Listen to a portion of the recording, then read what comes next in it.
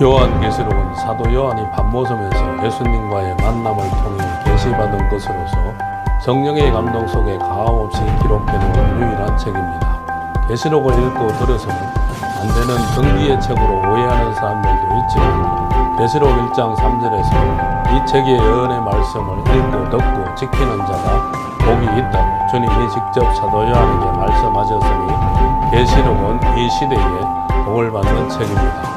계시록을 바라보고 깨달아서 미래를 내다보고 미래를 준비하는 지혜로운 종들이 나와야 하겠으니 시대를 보는 안목이 열려져서 주의 재림을 맞이할 수 있는 확신과 소망이 생겨지시길 바랍니다.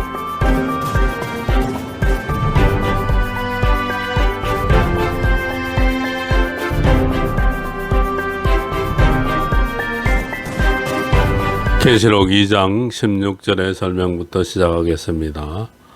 그러므로 회개하라. 그리하지 아니하면 내가 내게 속히 임하여 내 입의 검으로 그들과 싸우리라. 그러므로 회개하라. 여기서 회개할 것은 발락의 교훈을 회개하라는 것입니다. 물질의 힘을 의지하는 것, 또 발람의 교훈을 회개하라는 것입니다. 물질을 쫓아간 것, 니골라당의 교훈을 회개하라는 것입니다. 사람의 수를 힘으로 삼은 것, 그리하지 아니하면, 바로 회개하지 않으면은 내가 내게 속히 임하여 내 입의 검으로 그들과 싸우리라. 계시록 2장 12절에 좌우의 날선 검을 가진 이로 오셨지요. 회개하는 사람에게는 말씀의 검이 되지만 히브리서 4장 12절로 13절 회개하지 않는 사람에게는 심판의 검이 되는 것입니다. 계시록 19장 21절 그들과 싸우리라. 발락과 발람, 니골라당의 교훈을 회개하지 않는 자들과 예수님께서 싸우신다는 것입니다. 하나님이 대적으로 삼으시고 심판하신다는 뜻인 것입니다. 우리가 사는 길은 이 회개에 있는 것입니다. 회개하느냐, 회개하지 못하느냐가 중요한 것입니다. 또한 회개하였다면 다시는 이 반복해서 죄를 짓지 말아야 되는 것입니다. 계시록 2장 17절의 설명. 귀 있는 자는 성령이 교회들에게 하시는 말씀을 들을지어다. 이는 그에게는 내가 감추었던 만나를 주고 또 흰돌을 줄 터인데 그 돌 위에 새 이름을 기록한 것이 있나니 받는 자밖에는 그 이름을 알 사람이 없느니라. 여기서 귀 있는 자는 바로 말씀과 진리를 들을 줄 아는 자, 이사야 50장 4절에서 5절, 이 학자의 길을 말하는 것입니다. 성령이 교회들에게 하시는 말씀을 들을지어다. 바로 성령의 감동 속에 들으라는 말씀인 것입니다. 계시록 1장 10절, 계시록 4장 2절에서는 사도 요한이 바로 이 성령의 감동 가운데 나팔 소리 같은 주의 음성을 들었습니다. 은혜가 떨어지고 말씀이 떨어지면 사는 것이 힘들게 되는 것이고 안 좋은 것을 겪게 되어 못 참게 된다면 바로 이것은 영적으로 가라앉은 것이 되는 것입니다. 이기는 그에게는 귀가 열려서 이 말씀과 진리를 들은 것으로 바로 비진리를 이기는 자, 이긴다는 것은 발람의 교훈과 발락의 교훈, 니골라당의 교훈을 다시는 따라가지 않는 것입니다. 복음 안에서는 이 결단성을 가지고 가는 것입니다. 예수님은 인간의 모습으로 33년 살다가 가셨기에 저와 여러분을 제일 잘 이해를 하시는 것입니다. 힘들고 어려운 것, 배고픔, 아픔, 물질의 어려움을 다 아시기에 기도하면 들어주시는 것입니다. 감추었던 만나를 주고 이기는 자에게는 세 가지 축복을 주십니다. 첫 번째, 감추었던 만나를 주십니다. 감추었다는 뜻은 다니엘서 12장 4절, 다니엘서 12장 9절, 계시록 5장 1절과 같이 마지막 때까지 말씀을 감추어 놓듯이 봉함에 두었다는 것입니다. 이것을 계시록 22장 10절에 마지막 때가 되면 더 이상 임봉하지 말라는 말씀대로 계시록 5장 7절에 색을 취하셔서 계시록 6장 1절에 임봉을 개봉하시니 감추었던 마지막 예언의 말씀을 공개함으로 그 말씀이 이 시대에 만나 같은 새 양식, 새 말씀이 된다는 것입니다. 히브리 민족이 애굽에서 나와 광야에서 하나님이 만나를 40년 동안 주셨던 것과 같은 역사라고 할 수가 있겠습니다. 이 시대에 만나라는 것은 때를 따라 주는 양식인 것입니다. 마태복음 24장 45절로 46절, 단단한 식물인 것입니다. 히브리서 5장 12절로 14절, 골수의 기름, 오래 저장한 맑은 포도주인 것입니다. 이사야 25장 6절로 8절, 꿀같이 먹는 말씀입니다. 계시록 10장 8절로 10절, 에스겔 3장 1절로 3절. 세 번째로 흰 돌을 주십니다. 예수님은 이사야 28장 16절에 한 돌이요, 마태복음 21장 41절에는 버린 돌, 머릿돌이라고 하셨습니다. 흰 돌이라는 것은 돌같이 쓸모없는 이방인 우리가 예수 믿고 성령으로 거듭나서 감추었던 만나 같은 이 예언의 말씀을 몸에 이루어서 재창조를 받아서 변화되고 성결되고 예수님의 형상을 갈라디아서 4장 19절, 빌립보서 3장 21절, 고린도전서 15장 44절로 49절 같이 이루는 사람을 흰 돌이라 하는 것입니다. 세 번째로 새 이름을 주십니다.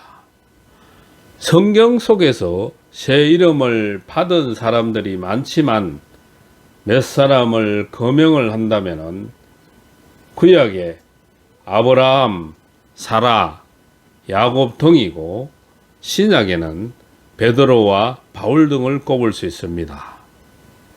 계시록 14장 1절에 보면은 이마에 어린 양의 이름과 그 아버지의 이름 쓴 것이 있다고 했고, 이사야 44장 5절에서는 야곱의 이름, 이스라엘의 이름으로 자칭하고 칭호하리라고 하였습니다. 새 이름은 이 세상에서 쓰던 이 속화된 이름이 아니요, 생명책에 기록된 이름이요, 왕권의 기업을 받을 이름이요, 마귀를 이기는 이름이요, 영원히 영생할 이름인 것입니다. 우리가 사상을 생각을 해보면은 사상에는 이 순교의 사상이 있죠. 순교의 사상은 바로 이 은혜 시대에 주신 이 사상으로서 복음을 위해 순교하는 사상이죠. 마태복음 24장 14절 바로 이 천국 복음. 다음으로 백마의 사상은 이 환난 시대에 주신 사상으로서 이 복음의 절대성으로 계시록 14장 6절에 영원한 복음을 말씀하는 것입니다. 천국 복음은 초림의 주를 알리는 복음이요, 영원한 복음은 재림의 주를 알리는 복음인 것입니다. 복음의 중심은 오직 예수님입니다. 초림의 주와 재림의 주가 다른 것처럼 사람들은 알고 있지만은 이 같은 예수님입니다. 복음의 절대성을 가지고 복음을 우선시하지만 은혜 시대와 달리 목숨을 내어놓지는 않는 것입니다. 계시록 6장 3절에서 8절을 보면은 붉은 말 사상, 검은 말 사상, 청황색 말 사상이 등장하는데 이것을 정마의 3세력이라고 하는 것입니다. 이 정마의 3세력과 타협하지 않는 사상이 바로 이 백마의 사상인 것입니다. 이 백마의 사상을 가지면은 별나다는 소리를 듣게 되는 것입니다. 이 별난 것은 구별되었기 때문에 다른 사람들이 보기에는 별난 것으로 보이는 것입니다. 70억 명 가운데 14만 4천으로 택하셨기에 구별된 것입니다. 이 시대에 주신 말씀의 기준을 두고 살아가는 것이 이 잘 믿는 것입니다. 될 일의 말씀을 받은 사람들 중에는 두 부류의 사람이 있는데 말씀 무장이 먼저 되는 사람, 나중에 사상 무장이 됩니다. 말씀 무장이 먼저 된 사람은 이 말씀에 확신이 서게 되는 것입니다. 사상 무장이 먼저 되는 사람은 나중에 말씀 무장이 되는 것입니다. 이 사상 무장이 먼저 된 사람은 복음의 절대성이 확고하게 되는 것입니다. 그렇기에 남들이 보기에 별나게 보이게 되는 것입니다. 말씀 무장이 먼저 된 사람은 약해 보이는 반면에 사람들과 부딪힘이 적게 되는 것이고, 사상 무장이 먼저 된 사람은 강해 보이기에 다른 사람들과 부딪히게 되는 것입니다. 이 두 가지가 적절하게 조화를 이루는 것이 가장 좋은 방법이죠. 기도는 말씀에 힘을 실어주는 이 에너지의 근원인 것입니다. 말씀 무장을 하기 위해서는 또 기도가 필수여야 하는 것입니다. 말씀이 복음의 절대성을 만들어내는 것입니다. 말씀이 없는 사상 무장은 결코 오래가지 않게 되는 것입니다. 말씀에 근원이 없는 사상은 어떤 계기를 통해 심정의 변화가 오면은 한순간에 무너지게 되는 것입니다. 계시록 2장 18절 설명으로 넘어갑니다. 두아디라 교회의 사자에게 편지하기를 그 눈이 불꽃 같고 그 발이 빛난 추석과 같은 하나님의 아들이 가라사대. 두아디라 교회의 사자에게 편지하기를 그 눈이 불꽃 같고, 계시록 1장 14절에 그의 눈이 불꽃 같은 심판주의 모습으로 나타나셨습니다. 또 그의 눈은 스가랴 3장 9절, 스가랴 4장 10절, 계시록 4장 6절, 계시록 5장 6절에 일곱 눈 또는 여호와의 눈이라 하셨으니 이는 온 세계를 통찰하시는 하나님의 전지전능하신 역사를 말하는 것이며, 불꽃 같다는 것은 이 불의를 절대로 용납하지 아니하신다는 것입니다. 그 발이 빛난 주석과 같은 하나님의 아들이 가라사대. 계시록 1장 15절에 그의 발은 풀무에 단련한 빛난 주석 같은 심판주의 모습으로 나타나셨습니다. 그의 발이 빛난 주석과 같은 모습으로 보이신 것은 바로 불꽃 같은 눈으로 통찰하시어서 계시록 2장 23절과 같이 사람의 뜻과 마음을 살피시고 비진리와 타협하고 회개치 않는 자들을 이사야 63장 1절로 6절 같이, 계시록 14장 19절로 20절 같이 발로 밟아 심판하신다는 것입니다. 다시 말하면 심판주로 나타나 주신 것입니다. 예수님이 나타나신 모습만 봐도 그 교회의 사정을 알 수가 있게 되는 것입니다. 비진리와 불의를 용납하지 않으시는 바로 심판주의 모습인 것입니다. 비진리를 용납을 하면은 빛난 주석과 같은 발로 밟으신다는 것입니다. 바로 이 심판은 산자의 심판을 말씀하신 것입니다. 계시록 2장 19절의 설명. 내가 내 사업과 사랑과 믿음과 성김과 인내를 아노니 내 나중 행위가 처음 것보다 많도다. 내가 내 사업과 사랑과 믿음과 성김과 인내를 아노니. 두아디라 교회를 주님이 인정해 주시는 부분인 것입니다. 바로 복음 사업을 잘하는 교회요, 사랑이 많은 교회요, 믿음이 있는 교회요, 성김이 있는 교회요, 인내할 줄 아는 교회인 것입니다. 내 나중 행위가 처음 것보다 많도다. 처음 시작할 때보다 나중에 더 잘하고 발전하는 교회요, 또 부흥되는 교회라고 인정해 주시는 것입니다. 두아디라 교회는 발전하고 있는 교회이며 부흥되고 있는 교회인 것입니다. 계시록 2장 20절 설명. 그러나 내게 책명할 일이 있노라. 자칭 선지자라 하는 여자 이세벨을 내가 용납함이니 그가 내 종들을 가르쳐 깨어 행음하게 하고 우상의 제물을 먹게 하는도다.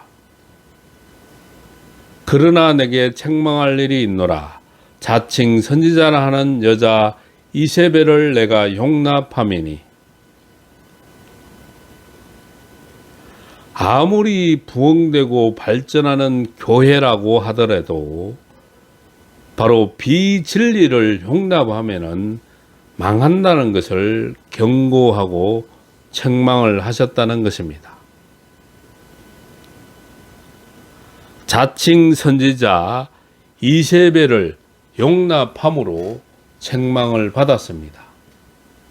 열왕기상 16장 29절로 33절에 이스라엘 왕 아합이 시돈의 왕녀 이세벨로 아내를 삼고 이방 혼인을 하여 하나님의 법을 어기고 데리고 온 바알 선지자로 바알의 사당을 만들고 이스라엘 백성으로 바알 신을 섬기도록 만들었던 일이 있었습니다. 마지막 때에 교회가 자칭 선지자를 용납하고 이세벨 같은 음욕교회, 계시록 17장 1절로 3절과 같이 타협함으로 심판을 받게 된다는 것을 이 경고한 말씀인 것입니다. 다시 말하면 이 바알 선지자 같이 자칭 선지자가 교회 안에서 나오는데 이 자칭이라 했으니 이는 바로 이 거짓 선지자요 이세벨 같은 음료 교회가 나와서 교권을 가지고 종들을 미혹하여 넘어지게 한다는 것입니다. 여기에 두아디라 교회가 책망을 받게 된 이유가 있는 것입니다. 이 자칭 선지자는 하나님이 인정하시지 않는 선지자, 바로 거짓 선지자가 자칭 선지자죠. 요한계시록 이 마지막 교회에는 바로 이 자칭 사도, 자칭 유대인, 자칭 선지자가 등장한다는 것입니다.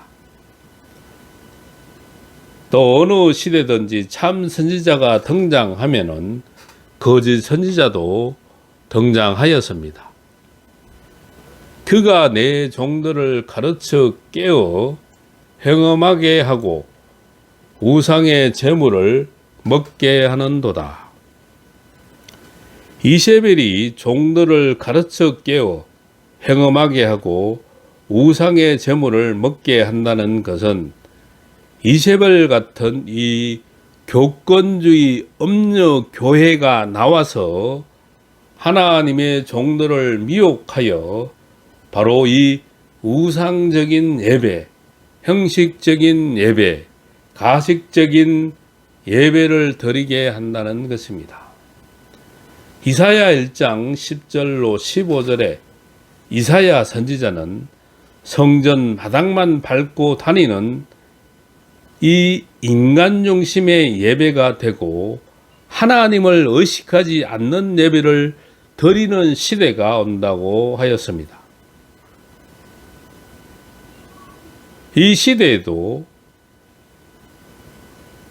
엘리야 같이 이세벨과 바알 선지자와 타협하지 않고 혼자라도 하나님만 바라보고 담대히 목숨 걸고 순교적으로 나갈 때 모든 비진리를 이기는 종이 된다는 것입니다. 요한복음 4장 22절로 24절 같이 바로 예배는 신령과 진정으로 예배하는 자를 하나님께서 찾으신다는 것입니다.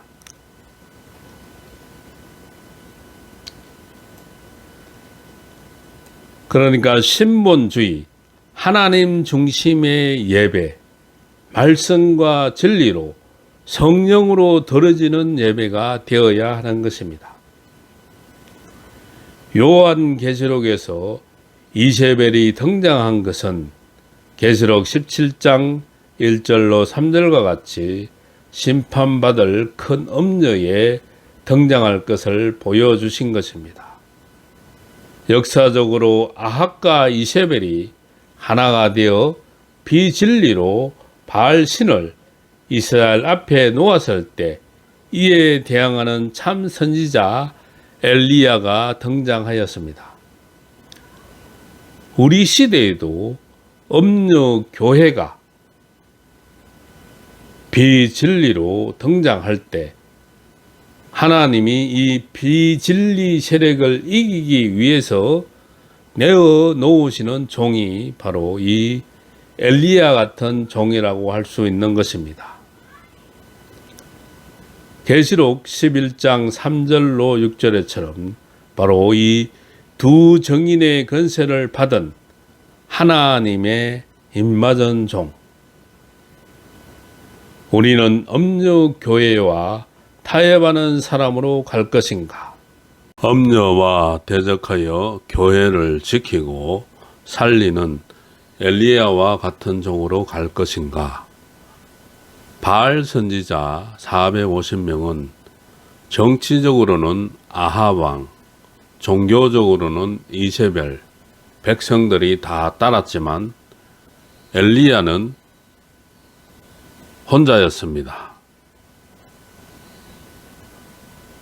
비록 엘리야는 혼자였지만 그 뒤에 하나님이 계시고 하나님이 엘리야의 편이셨기에 이길 수가 있었습니다. 하나님이 엘리야에게 영감을 넣으시고 능력을 주시니 갈멜산에서 바알 선지자와 대결하여 이길 수가 있었던 것입니다. 두아디라 교회에 이세벨을 용납한다고 책망하신 말씀은 비진리를 용납했다는 것입니다. 우리 시대에도 WCC가 있는데 WCC를 주의해야 하는 것입니다. 그 중에서도 특별히 다원주의를 가장 경계해야 하는 것입니다. 사도행전 4장 10절로 12절에 보면은 예수 이름 외에는 구원받을 다른 이름을 주시지가 않았다고 말씀하고 있습니다. 종교가 하나가 되어서는 안 되는 것입니다. 우리는 기독교인으로서 기독교가 하나가 되도록 힘써야 되겠습니다. 다른 종교와 합해서는 안 되는 것입니다. 이것을 인간이 할 수 없기에 예수님이 직접 오셔서 세상을 심판하시고 그리스도의 나라를 이룰 수가 있는 것입니다. 감사합니다.